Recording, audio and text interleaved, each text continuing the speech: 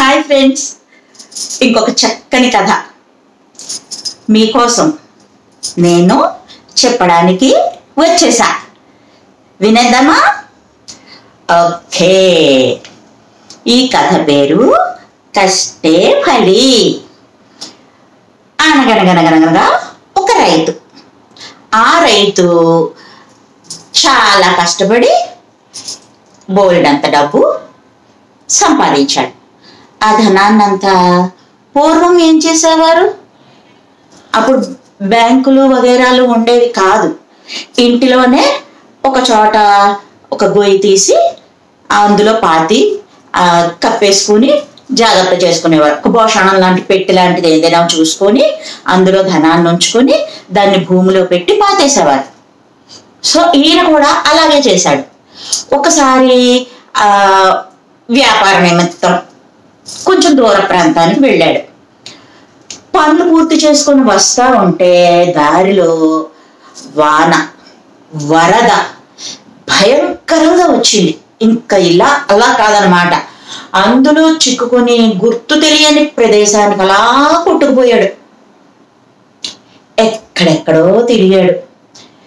ఎలాగో ఒకలాగా చాలా కాలం తర్వాత పూర్వం తను ఉన్న ఊరి వైపుకి వచ్చాడు. కానీ అప్పటికే ఆ ఊరంతా మారిపోయింది. రూపురేఖలన్నీ మారిపోయాయి. తన ఇల్లు ఎక్కడుందో గుర్తుపట్టలేకపోయాడు.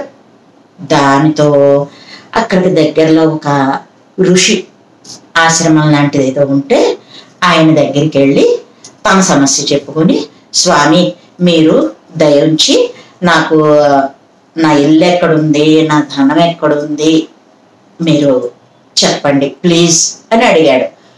అప్పుడు ఆ ఋషి కొంచెం సేపు ఇలా కళ్ళు మూసుకుని దైవ ధ్యానం చేసి,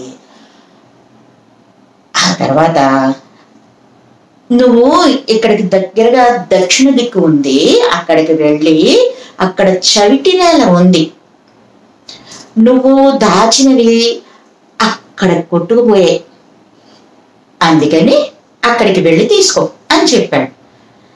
ఆ రైతు చాలా సంతోషపడిపోయాడు.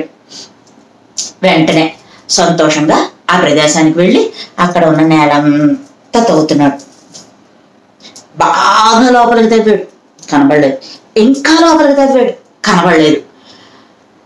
ఇంకేం చేయాలి అర్థం కాలేదు. మళ్ళీ సరేనని చెప్పి మళ్ళీ ఋషి దగ్గరికి వచ్చి, స్వామి నాకు ఆ నేలంతా తవ్వి చూశాను, కానీ నా ధనము దొరకలేదు, కనీసం నా ఇంటి ఆనవాళ్ళు కూడా కనబడలేదు నాకు అని చెప్పి బాధపడ్డాడు.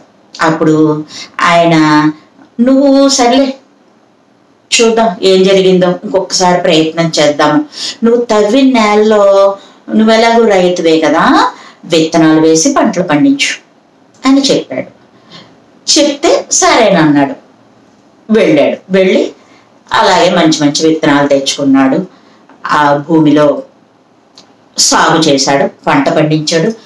బంగారంలా పండింది పంట అంతా. ఆ పంటనంతా కోసి అమ్ముకుని ఆ ధనాన్ని సంపాదించుకున్నాడు. బోల్డంత ధనాన్ని సంపాదించుకున్నాడు ఆ పంట వల్ల. అప్పుడు మళ్ళీ ఋషి దగ్గరికి ఒకసారి వచ్చాడు. వచ్చి, పంట చాలా బాగా పండిందండి, బాగా ధనం కూడా సంపాదించాను, కానీ నేను దాచిన ధనం మాత్రం దొరకలేదు అన్నాడు. అప్పుడు ఆయన, స్వామీజీ ఏమన్నారంటే, నువ్వు ఇప్పుడు సంపాదించిన ధనం మాత్రమే నీకు ఆధారం. ఆ నేల, ఆ పంట, ఆ ధనం ఇవే నీకు భగవంతుడు ఇప్పుడు వరంగా ఇచ్చాడు. పూర్వపు ధనం దొంగల పాలైంది, నీ ఇల్లు వరదలో కొట్టుకుపోయింది. ఇంక నువ్వు కష్టపడేటటువంటి ఒక రైతువు కాబట్టి పంటలు పండని, సాగుకు పనికి రాని భూమిని నేను చవిటి నేలను చూపించాను నీకు, కానీ నువ్వు ఎంతో ప్రయోజకుడివి. అందులోనే బంగారం లాంటి పంట పండించావు, బోల్డంత ధనాన్ని కూడా సంపాదించావు. నీ కష్టానికి తగిన ప్రతిఫలం నీకు దక్కింది. ఇంకా పూర్వపు విషయాలన్నీ మర్చిపోయి సుఖంగా ఉండు, సంతోషంగా ఉండు అని ఆశీర్వదించి పంపించాడు ఆయన. ఇదరా కథ. ఎప్పుడైనా సరే మనం కష్టపడితే మనకి ఫలితం తప్పకుండా దొరుకుతుంది అన్నటువంటిదే సూత్రం, నీతి. ఈ కథలో నీతి. పోయాయి, పూర్వం ఎంత బాగా బతికాం, ఎంత ధనవంతులం మేము, ఇప్పుడు ఇవన్నీ లేవు అని బాధపడ్డం కంటే ఉన్నంతలో నువ్వు చేయగలిగిన కష్టాన్ని నువ్వు చెయ్యి, నువ్వు పొందవలసినంత ఫలితాన్ని కూడా నీ చేతుల ద్వారా నువ్వే పొందు. అది తప్పకుండా నువ్వు కష్టపడితే నీకు ప్రతిఫలం మంచిగా లభిస్తుంది అని ఈ కథ ద్వారా మనకి తెలుస్తోంది.